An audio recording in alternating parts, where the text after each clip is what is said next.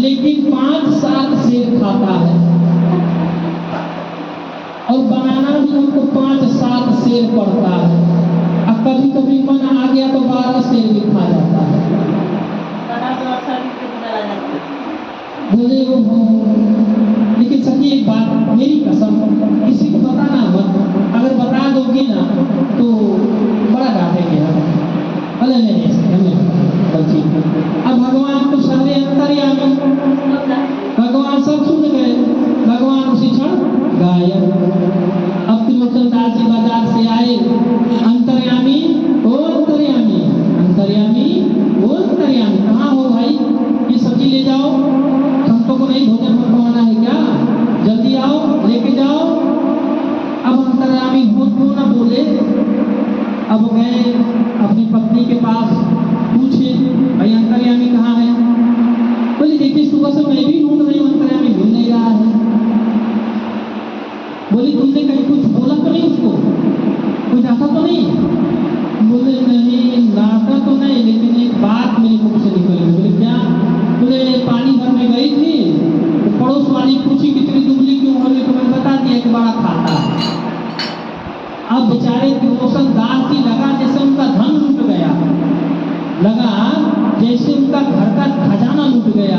दोनों हाथ माथा पर रख करके बैठ गए और हाय अंतर्यामी करके लगे पुकारने। उसी समय आकाशवाणी हुई, हे त्रिलोचन दास, मैं ही तुम्हारे घर में अंतर्यामी बन के आया था और 13 महीना तक तुम्हारी सेवा किया। अगर तुम्हारी इच्छा हो मैं फिर आ जाऊं। इतना सुनते ही अंतर्यामी को बड़ा दुख हुआ, बड़ा विषाद हुआ और पछाड़ मार के गिर गए। ओ हो भगवान, आप हमारे नौकर बने, आप हमारी पैर दबाए, हमारी सेवा किए, हमको भोजन पवाए, हमारे केस सवारे। ओहो धन्य हो प्रभु, आप इतने करुणावान हो, इतने कृपावान हो, अपने भक्तों को आप बच्चे जैसा रखते हो। हे नाथ, हे करुणानिनाथ, हे जगन्नाथ पुंडरीकाक्ष भगवान, हे जगन्नाथ, हे दीनानाथ, दीनबंधु दयानिधान, अब हम पर करुणा करो प्रभु। अब इस शरीर को रहना नहीं चाहता हूँ। जिस शरीर ने भगवान से सेवा कराया वो शरीर अब रखने लायक नहीं है। अब मैं जा रहा हूँ कुआं डूब में मर जाऊंगा।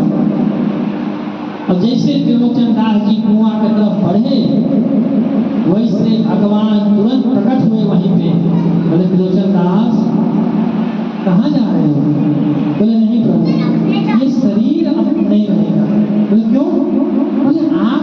बोले अरे पगला, भला माता अपने पुत्र की सेवा करती है तो क्या पुत्र मर जाता है क्या, मर जाता है।